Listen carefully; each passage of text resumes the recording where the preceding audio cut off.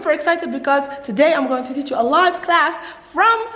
Hi everybody, today I'm super excited because Hi everybody, I'm super excited because today I'm going to teach you a fantastic lesson about the adjectives, but I'm not alone, I'm with my students! We're learning a course in Nazareth, and I'm going to teach you together with them. I'm going to teach them, but you also, the adjective and how adjectives work in Arabic. Let's get started. Yalla! Okay. That's perfect.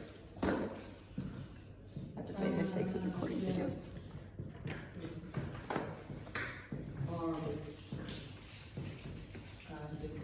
Okay. Remember Jadid? Okay, how do we say big? Kabir. How do we say small? Saghir. How do we say new? Something that's new. Jadid. So we have a list of adjectives to work on. Now, what is important to know about the Arabic adjective is how it functions. Where do I put the adjective? How do I put it? If I want to describe a talib, a student.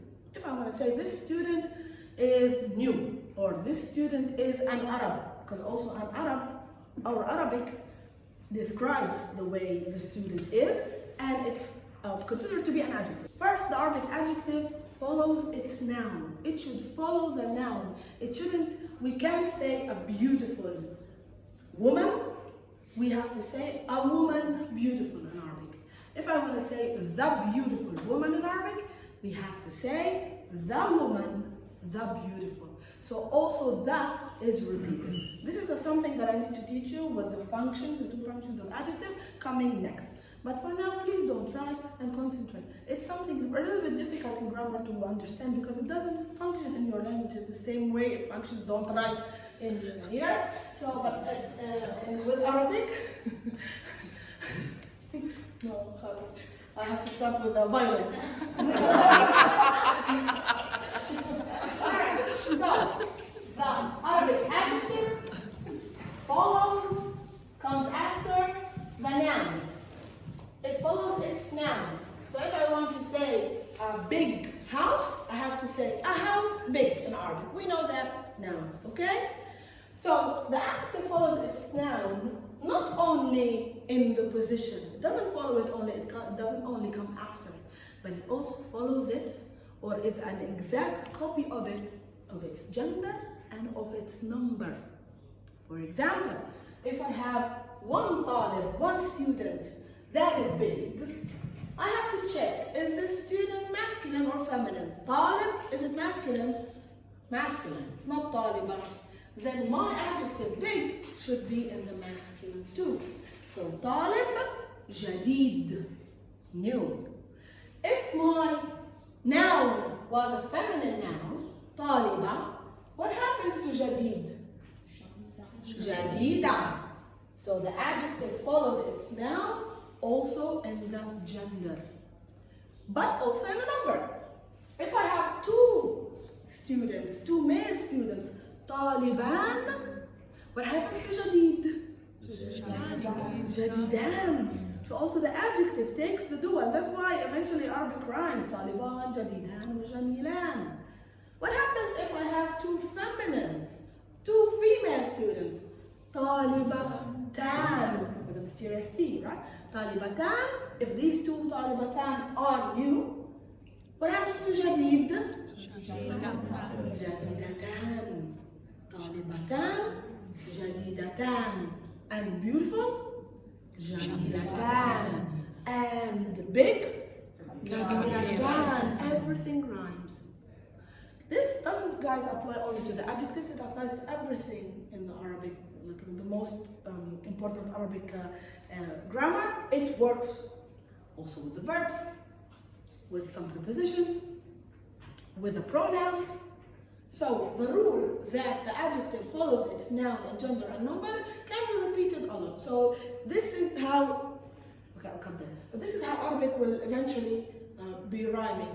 أنا رأيت أو شفت, I saw بنتان جميلتان سمينتان وعربيتان في السوق. You see how everything rhymes because I'm describing these two girls. The noun is only by بنتان, and everything that came after to describe the word بنتان should end with tan also. Why? Because the adjective follows the noun in gender, and in number.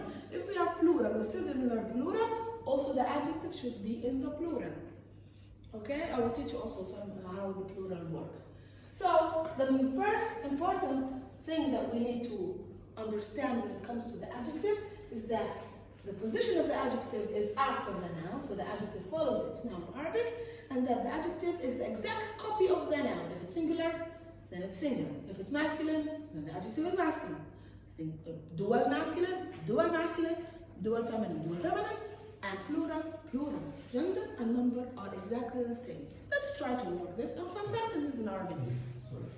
If we don't see this rule, it means it's, for example, البنت البنت جميلة, the girl is beautiful.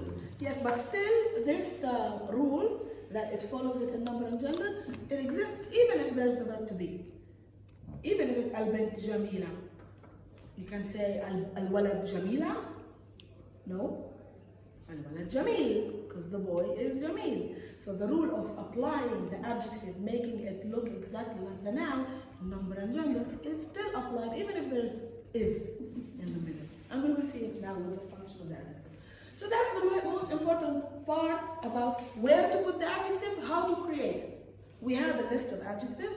Do you remember I gave you one of the exercises is to create the dual masculine and dual feminine, because I want you to practice, and later I will also tell you how to make that the plural, to practice not only to memorize the adjectives, but to start using them in your daily life. You want to describe a car. Which car are we talking about? The red car is blocking the entrance of my house. So you need to describe things in order to express yourselves in Arabic. My teacher is new. She's not here since a long time. She's new. She is new, or the new student, the new teacher is from somewhere. So I'm going to teach you now, after this, after the adjective, knowing that the adjective is the exact copy of its noun in number and in gender, can I move on to tell you or to teach you how the two functions of the adjective, how they function, and we will do some sentences. So apart from this, that you don't need to copy, because now you know that the adjective comes after the noun. It's not a great lesson, by the way. I will have to edit it a lot because I'm saying a lot of nonsense. But and I'm making a lot of strange movements. So for 10 people to see is not like a whole the fans. Okay, so I want your full concentration. It's something a little bit difficult, but you will see that it's logical. So our Arabic adjectives have two functions in Arabic. Now you will kill me and you will kill yourselves after you hear these terms. It can be attributive or it can be predicative. Predicative. What is predicative?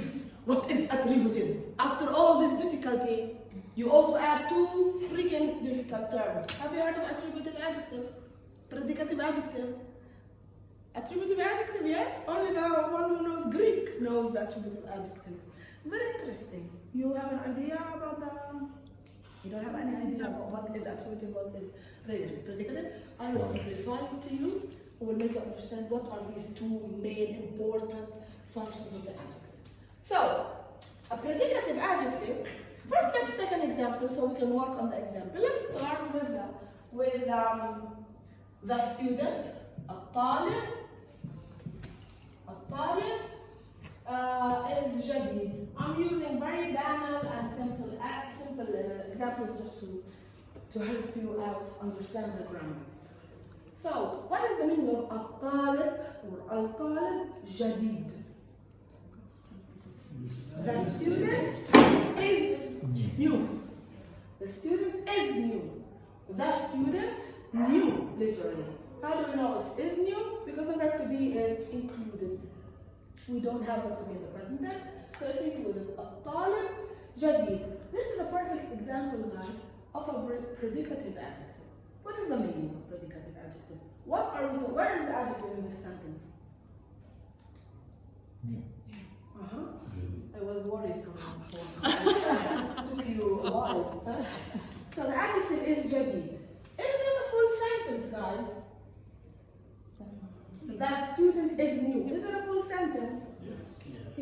full sentence. Why is it a full sentence?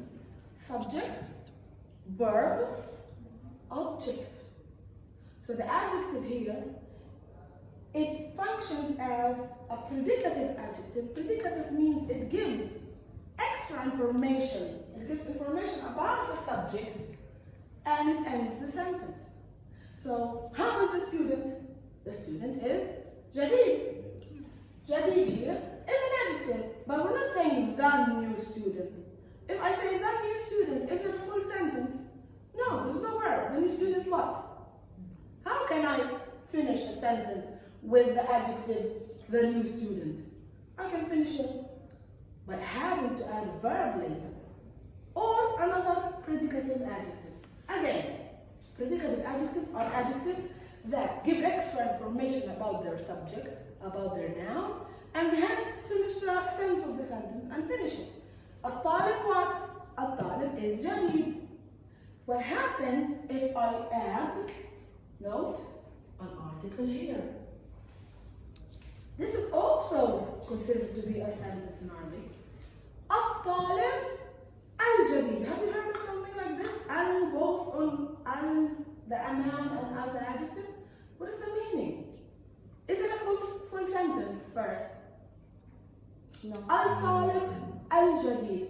No. Why? Because al-jadid, the adjective jadid with the article, doesn't function as a predicative. It doesn't give extra information about the subject and finishes the sentence, but it's an attributive adjective. Attributive adjective means it attributes and it makes part of the whole subject. So al-jadid here is not information, extra information about al-talib. It makes part of the al-talib. It makes part of the whole subject. The subject of the sentence is not the student. It's the new student. Did you understand the function of attributive adjectives? Attributive adjectives make part of the whole subject. Together with their own noun, they create the subject of the sentence. And the sentence is not finished. Something is missing. Something should come afterwards. In order to finish a sentence like this, الطالب الجديد, the new student, what can I do here? I can add a verb. الطالب الجديد درس. He studied, right? Or I can finish it with another adjective. Which kind of adjective can finish this sentence and make it a complete sentence? Predicative adjective. How do I add a predicative adjective? Do I add the al? No. So give me a predicative adjective to finish this whole the new student.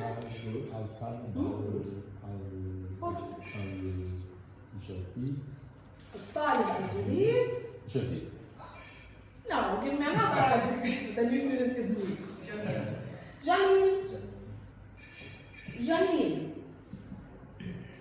Jamil is an adjective. Does Jamil here finish the sentence? Why does it finish the sentence? Because it's predicative and because it gives extra information about the whole subject. The new student is Jamil because the verb to be is implied. The verb to be, so in order to simplify our lives, the predicative adjective usually doesn't have the article al on it because it is preceded by the verb to be that we don't see. Predicative adjectives are like Jamil. They have is or are before them, imply that the new student is Jamil. So hence, subject, verb, object, finishing the sentence. Attributive adjectives usually have article on them. The student, the new. Literally saying the student, the new, it means the new student. It makes part of the whole subject and it doesn't finish the sentence because we need a verb. We can finish it with a normal verb, studied, the new student, darasa, or akala, or we can finish it with a predicative adjective which has the verb to be employed before it. Now the terms attributive and predicative are clearer. Now it's better, we understand it better. Yeah? Do you have any questions about this, what we just explained? Yeah. So if it has al in the beginning, it's attributive. If it does not, it's predicative. Not always. Okay, but most of the time. I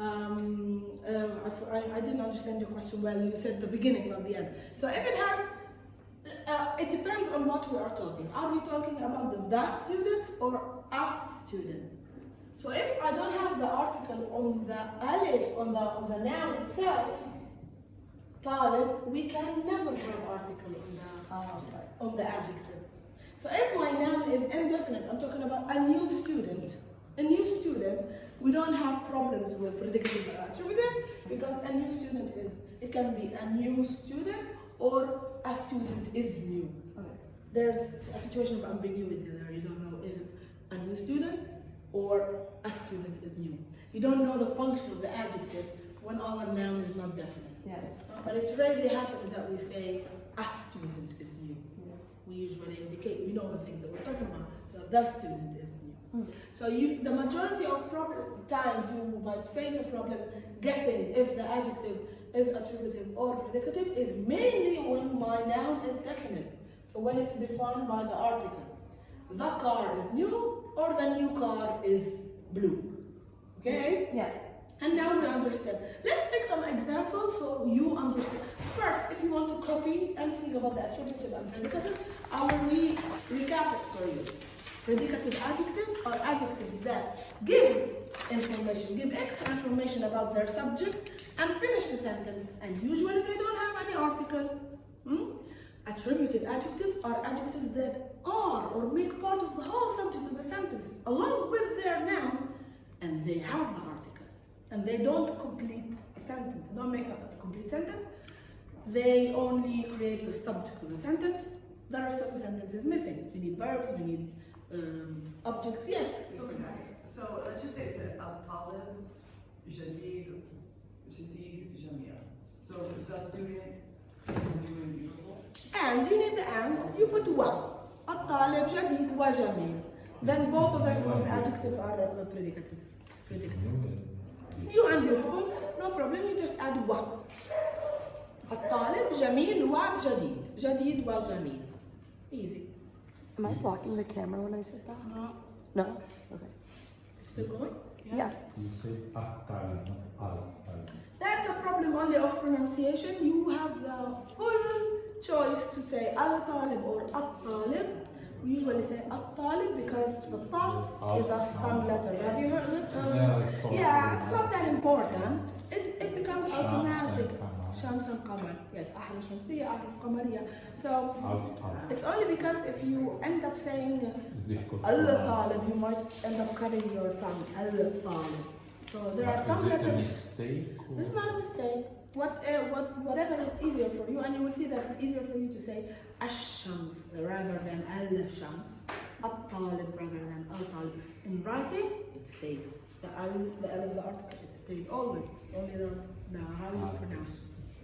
Okay, let's do some examples, guys, about attributive adjectives. No. Oh. And I ask you. Okay. I will give you some sentences and I will see if you understand them. And you will guess if the adjective is attributive or predicative. هذا. What is the meaning of هذا? This or this? This is. هذا قميص نظيف. هذا قميص نظيف. This is a clean shirt. Easy, no problems here, no articles. Why no articles and no problems? Because the noun itself doesn't have al. So we don't have even the slightest doubt to add the al on the verb adjective or not. If I tell you I went to the old city, how would you translate that? I went to the old city. First, the old city. Which kind of adjective do you need? Attributive or predicative? The old city. Attributive, because it makes part of the whole term, the old city. We're not saying the city is old. So this can give you a hint on how to create the sentence. Can you help me? I went to the old city. How do you say I went? Zahab